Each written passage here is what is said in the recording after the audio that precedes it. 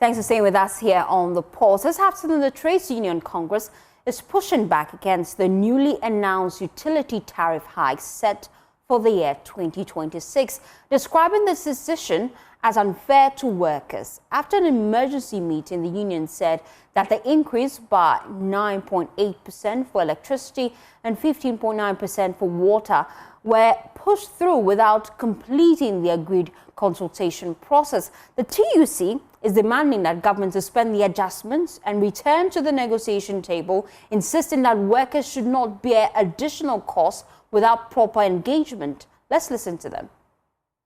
In this so-called major tariff round, the leadership of TUC at the steering committee this afternoon affirmed its outrage by the decision to increase electricity and water tariffs by 9.8% and 15.9% respectively. The PURC cumulative process with TUC for this major tariff review, as commenced at the meeting held at Aliza Hotel, was not conclusive before the announcement of those tariff increases. The PURC had sent a message to engage the TUC over the tariffs on Monday, December 8th, only for the Commission to miraculously announce the tariff on December 2nd, 2025. This we find unacceptable. Following our meeting this afternoon, the TUC has resolved as follows. 1. In the spirit of fairness and mutual respect for our social partnership, we demand that government suspends the announced tariff increases. B. Government and PURC should, as a matter of priority, immediately engage as agreed to exhaust the consultative process. Leadership of TUC wishes to assure Ghanaian workers that it will resist any tariff increases that will erode the mega 9% government wage adjustment unless government comes back to the negotiation table to top up the 2026 wage adjustment.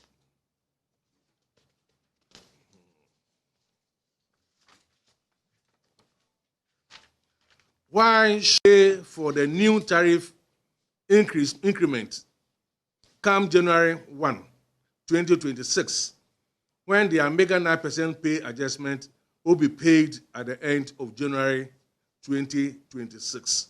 This obviously borders on insensitivity. Signed by the Secretary General. Thank you. We gonna roll the union on. We gonna roll, we gonna roll, we gonna roll, we gonna roll, we gonna roll the union on. We gonna roll, we gonna roll, we gonna roll, we gonna roll the union. Well, that news conference was held earlier today. Let's bring in now a labor expert, Austin Gummy, as we just flesh out some of the key concerns that has been raised by TUC. We appreciate your time here on The Pulse. I just wanted to start with your thoughts. What's the feasibility, really, of the demands they're making, especially because we know that the 2026 budget has already been passed by Parliament?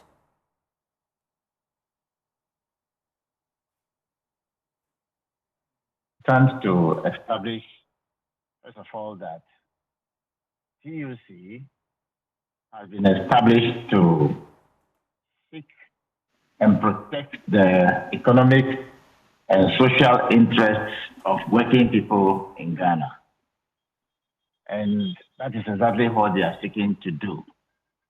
They are aware that it does not take one side to approve or disapprove. Otherwise, it will lead to chaotic kind of disorder. When it comes to the issue of adjusting pay and also tariff adjustments and so forth and so on, there are rules and there are procedures that they all follow, as I know it to be. And therefore, they will have to follow that procedure in protecting and seeking the economic and social interests of their people. There's nothing wrong with that, except, of course, it's organized labor, or TUC for that matter, and therefore language sometimes may be a little inflammatory, but it's permissible because they are TUC, and so that should not be taken on board as something grievous. All government or the employer have to do is to engage them so that they can have a solution that will satisfy both sides. TUC, during the news conference today, they stated clearly that they want government to come back to the negotiation table. But then we do not know if they have triggered the processes. Should government be finding out about this decision via a news conference? What's the standard procedure?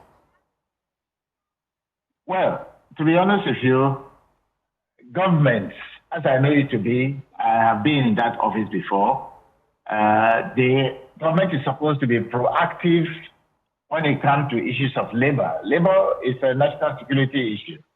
And therefore, I am pretty sure, knowing the caliber of the government in place, they will have to trigger their proactive approach in calling for a national tripartite committee meeting, because these are macro issues, not necessarily the one that is negotiable in the common hands of both parties is how to adjust pay based upon the GDP of the country and related matters. Now, this is a macro issue, and workers in the utilities are members of TUC. Let me repeat that portion. Workers who work in the power sector, in the water sector, are members of TUC, and they have their general secretary that belongs, that is affiliated to the TUC, and so they are also not oblivious of the fact that these monies are there to, in one way or the other, ensure that we have a stable power for all other workers to be able to work in their various industries. So both parties have a case, and so I will not, if I were to be government, I will not shy away at all in getting the labor minister, of course, the power sector ministers, to get together to enable them to have a conversation about this issue. It's not something to go and argue for somebody to win or lose. It's something that is so sensitive and dear to the whole nation, not only people who are working in those sectors and the whole country. We need water, we need power, we need stability, and therefore all are important. So I will urge government and TUC to get to the table, leave out the insensitivity aspects of the whole thing, and talk it over. I think they can find a solution that satisfies all of them. Talk it over, you say, but then the concern now really is that TUC has given government two options, really. Pull the brakes on the implementation of the tariff hikes, or you can go back to the negotiation table and work on our base pay increment. From where you sit, because you have sat in different labor AMPAS mediation meetings, what is the most viable option for government as we speak? I think they have a very strong point. One, organized labor are not oblivious of the fact that we need a stable and continuing power and water, clean water, and also the working people of this country. Generally speaking, it is power that we rely on to do the work that we do. And so when they get to the table, they can talk it over. They are not asking government that tomorrow morning, if they don't withdraw the increment given by the PURC, the whole country will go in flames. That's not what they said. If I heard them well on your network, clearly what it is that they are asking government to come forward for a negotiation. Negotiation is in diverse ways. So when they get to the table, they can discuss, and TUC will either understand, amend their concern, and be part of the solution, or otherwise. I think that government has a strong point I've not been consulted by anybody, but I'm talking to you from where I sit. I think that if I were to be in their shoes, both sides have a very strong point, and they should go and ventilate on the issues, as it were, and there'll be a remedy for it. You made mention that ECG and Ghana Water Company workers are all members of TUC, and that's the challenge government has to deal with moving forward. Looking at the fact that TUC members are making this push at this point in time, the concern really is, do we even have the money to grant their requests if we're going to look at base pay renegotiation, knowing fully well that Parliament has already passed the 2026 budget? Well, let me clarify that portion. I'm saying that the workers that work in the power sector and the water sector have their general secretary and the whole labor relations affiliated to the TUC, and therefore they have a point also, because they are also going to get pay increase. And their pay increase is based upon the fact that they are working, they increase their tariffs for other people such as us, you and I, to pay, to enable them to be paid as well. It's not something that they can sell and make profit as such. And therefore, when they get to the table, indeed, I strongly believe that both parties have a very strong case. Government and PURC has a strong point which they can bring to the table. TUC has a point they can bring to the table. They will judge at the end of the day. They will find a solution that is common and a shared solution to all of us.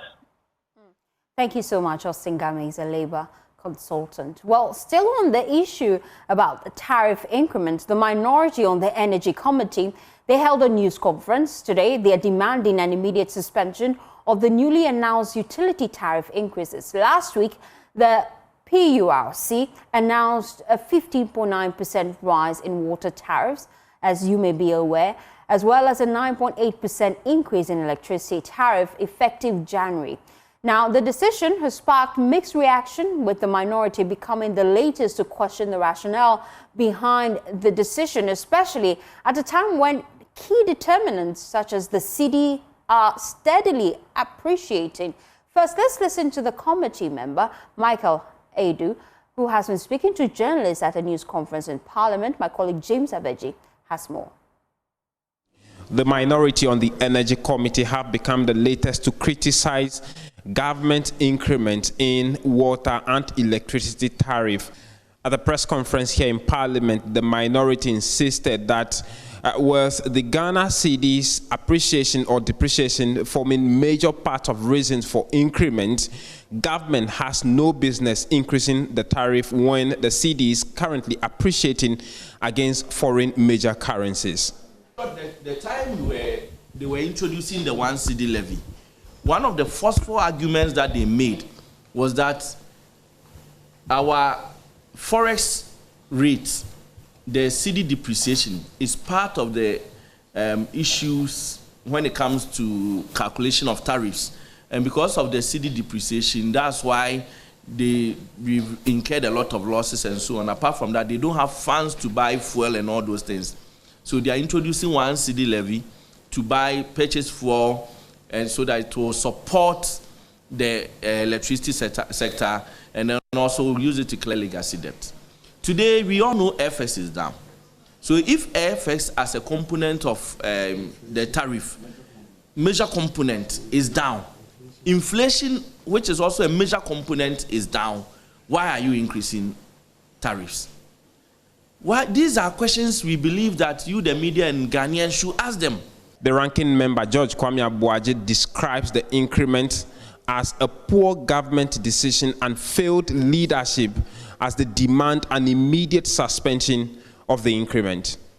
Technical losses, commercial losses, with the normal demand of about 3,500 megawatts and recent peak demand of 4,080 megawatts, 32% amounted to 1,120 megawatts and 1,305 megawatts.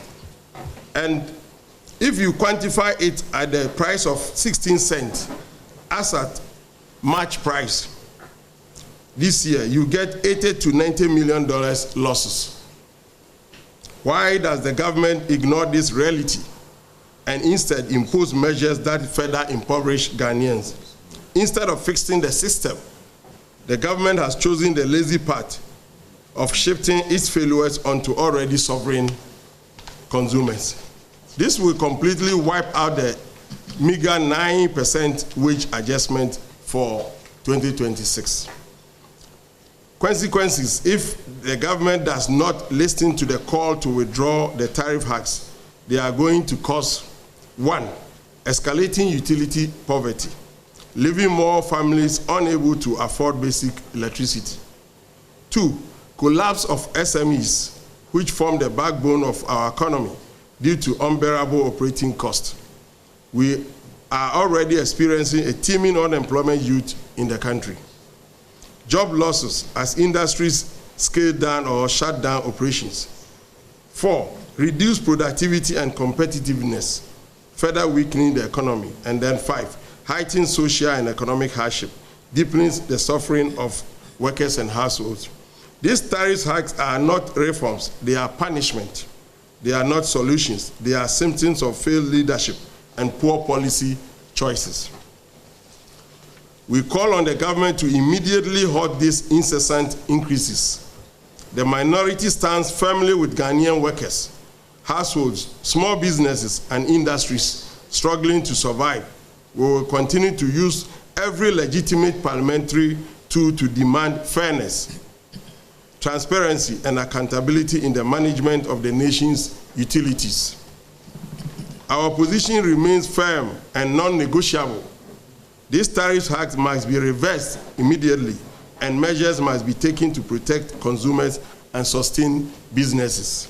The members of the committee on the minority side have vowed to use every parliamentary means available to them to force government hands to rescind the decision.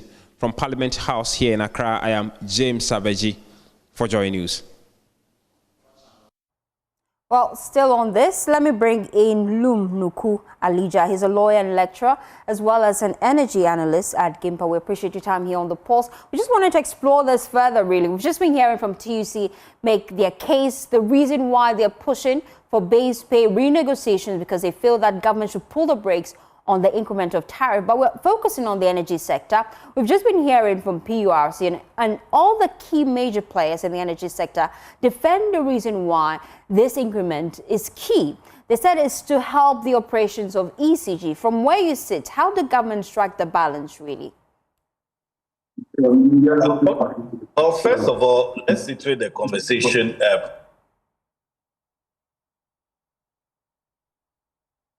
Earlier, both from the minority and the TUC, and I see that the emphasis or the focus seems to be on government. But I say we should situate the conversation properly, because the PURC itself is designed to be independent of government. And so the function of the PURC is to determine the tariffs relative to the factors that must be considered. So in this case, if, for example, TUC is calling for base pay renegotiation, that is consistent with their mandate. It has nothing to do with asking, for example, the government to change or modify the tariff, because that's not government's role.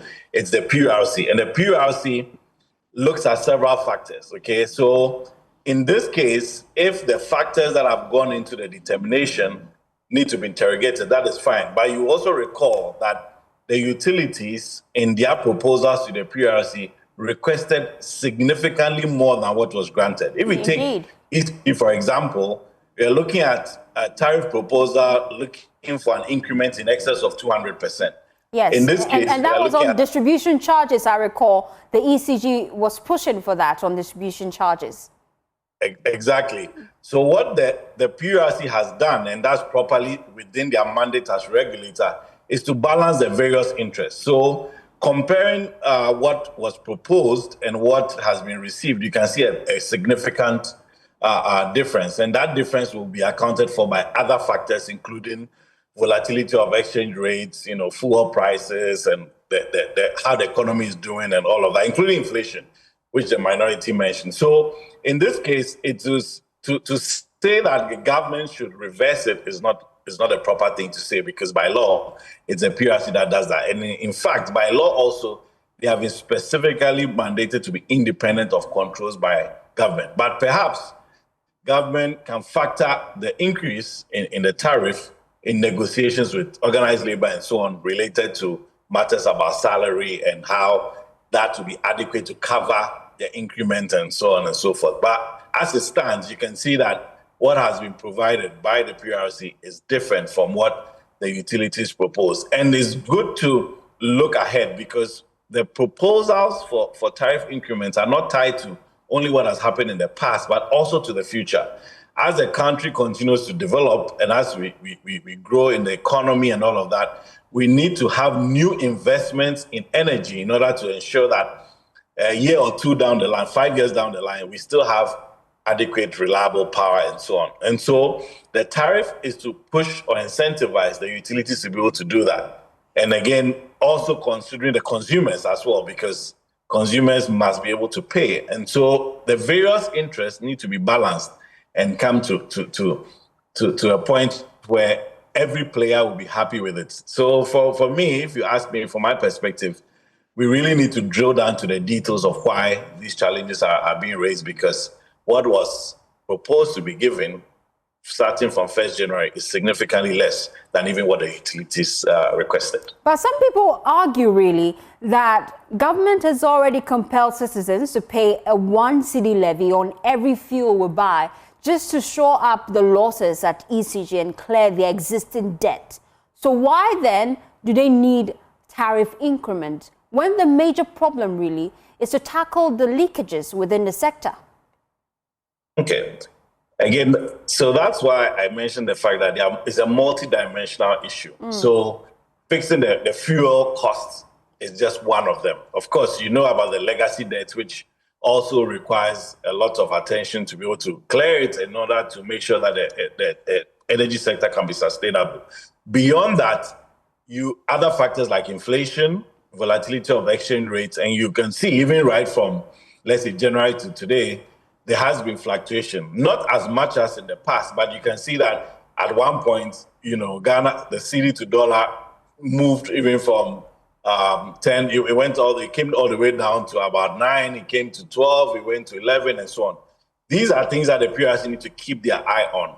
And as they have noted, and which is consistent also with their mandate, every quarter there will be a review. So even when this tariff is implemented, they're subject to review based on these various indices. And that is not only about fuel, it's about the other things as well. And so, as I mentioned, it is not an easy job for the PRC to do that balancing act, looking at the various factors it has to consider, as well as the need for investment by the utilities in the future. And also, we should be clear that this tariff is not only about ECG, because there are other players also who are in the sector. Whatever is collected by ECG, it goes to paying fuel supplies, it goes to paying the generating companies, it goes to paying Gridco, the transmission company, and so on. So it is a mixed bag of realities that the regulator needs to take into account in determining what tariff to give. And this is the major tariff review, which is done every 3 to 5 years. And so if you look at the various requests from Ghana Water, from ECG, from Gridco, and so on, you see that they are falling short significantly from what they requested, what they believe will enable them to be on top of all these issues, including dealing with the losses and so on. So as I said, what the PRC has done looks at the balancing act of the various stakeholders. But if there's a need to interrogate further how the PRC determined the tariff, that is fair enough. But as it stands, it is quite unfair to drill down simply to fuel issues and matters related to commercial and technical losses. Thank you so much, Mr. Lom Nuku, for your time here on The Pulse. Well, away from that, let's head to the courts now, because an Accra High Court has dismissed an application by lawyers for the Ashanti Regional Chairman of the New Patriotic Party, Bernard Entebisiako, popularly known as Chairman Wontumi, seeking additional disclosures from the prosecution. The defense had argued that the documents they requested were crucial to the management of the case During today's hearing, both sides argued their position, with Deputy Attorney General Justice Ramsay urging the court to dismiss the application. After considering the submission, Presiding Judge Audrey Tay ruled against the defense, effectively striking out the request. Fatal Bayaga was in court. He filed the report. Chairman Wontumi, the Ashanti Regional Chairman of the New Patriotic Party, is back in court today in relation to the Samaraboy concession case. In this case, Wontumi is facing charges for granting mining activities in his concession without the necessary ministerial approval. The last time the court sat on the issue, lawyers for Chairman Wontumi, led by Andy Apiakubi, told the court that the prosecution should disclose some further details or documents to help in this particular case. The court then adjourned the case to today, and in today's case, the presiding judge, after listening to the arguments by both Wontumi's lawyers and the prosecution led by the Deputy Attorney General Justice Ramsay, dismissed this particular application. Despite that the application was dismissed, Chairman Wontumi's lawyers say they are happy with the court's decision. Though the court said that the documents we were looking for were irrelevant as per the Attorney General's submission, we are confident that same will not be tendered or relied on during the trial, and we achieved the purpose for which we filed the motion. So we are very happy this morning that there is no proof of conveyance. There is no proof of ownership of those equipment coming from Chairman Wontumi. So these were the positions that we sought in our application. Indirectly, we have gotten them. What it means is that the Attorney General cannot bring any surprise of a document purportedly authored by Chairman Wontumi to the said Henry Inkum. And that Attorney General can also not bring any document proving ownership of Chairman Wontumi in respect of those ammunitions that the police purportedly seized on site.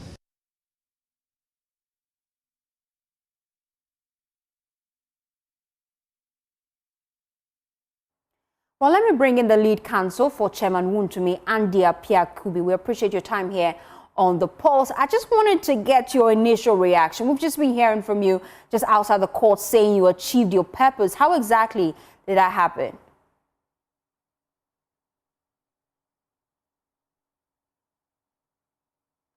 You have to unmute for me to hear you clearly, sir. Mr. Andy Apiakubi, you have to unmute for me to hear you clearly.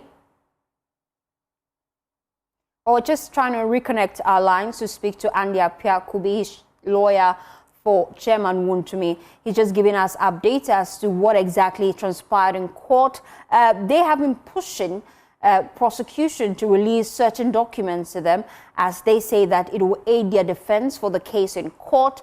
Unfortunately, today, the High Court judge presiding over the case struck out the application. I'm just getting in touch with Andy Apiakubi right now, who's on the line. I'm told I have clear connection to him now. You say that your mandate has been fulfilled. How exactly is that? Explain it to me, because the court has struck out your application. Right. Our application was seeking further disclosures, and the documents we did were the conveyance between Chairman Wontumi and the witness statement who filed with the witness who filed his witness statement. Indeed, perusing the witness statement, we realized that the witness had alleged that Chairman Wontumi assigned his interest in the land to him to do the mining, and that the Chairman Wontumi's offense is that he did not seek the concurrence or the permission of the minister to make that grant. So we had come to court seeking a copy of the document purportedly authored by the Chairman Wontumi, granting access or transferring his title to the said witness. And in response to our application, the Attorney General made the court aware that there is no such conveyance or there is no such document transferring title to the said witness, and therefore that document doesn't exist. Indeed, our application had the objective of seeking the existence or otherwise of the said document purportedly transferring interest in the concession to the witness. And for us, the purpose is achieved because Attorney General says that there is no such document in existence. And that's all we sought to verify. Again, the witness had said that the police seized some ammunitions on site, and that these ammunitions are in the custody of the police. That is from the witness statement. And we said that, and they are saying that the ammunitions were given to them by Chairman Wontumi. So I had gone to court seeking a proof of ownership of the seized equipment. And the Attorney General is saying that they don't have any evidence of proof that the equipments are owned by Chairman Wontumi. For us, that is the essence of what we sought from the court. And now that we know that there is no such evidence of oh dear, we seem to have of the witness saying that Chairman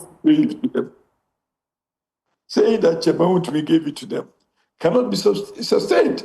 And again, the fact of the matter is that the Attorney General says they are not privy to any document seeking to transfer interest to their witness. So let them come to prove how the Chairman Wontumi transferred his interest to the witness. And it is a matter for them to prove. We are satisfied that there is no such document transferring interest from Chairman Wontumi or Akuta Mines to the said witness. So let us move on. Now that we know that Chairman Wontumi has not transferred any such interest, let them come and prove how Chairman Wontumi transferred his interest to such a witness. So we are satisfied with the ruling. And indeed, if the Attorney General had come to court saying that there is no such document and that we don't have any proof of ownership of the ammunitions as laying with Chairman Wontumi, we ourselves would have withdrawn the matter. You understand? We would have withdrawn the motion because that is what we sought to do, to verify whether or not they are in possession of a document purporting to transfer the title of the concession to another person. They have answered it. The court also acknowledges the fact that no such document exists. So we are fine, we move on. But do I get a sense you're well aware that the Deputy Attorney General and government, to be precise, did not even have this document in their possession in the first place? Well, whether or not they had the document in possession, that was the government of the child. He has transferred interest to the witness without due authority. So if they say that they don't have any document confirming such transfer, we are fine. And what does this mean for your case moving forward, as we wrap up briefly? No, we will come back and organize the case management conference. So we are ready for it. We were only concerned with mobilizing all the necessary documents before we start our defense. So now that that document doesn't exist, we are ready for the case management conference. Thank you so much, Andy Apiakobi is counsel for Chairman Wontumi. You're still watching The Pulse. We'll be back after this quick turn. Please stay with us.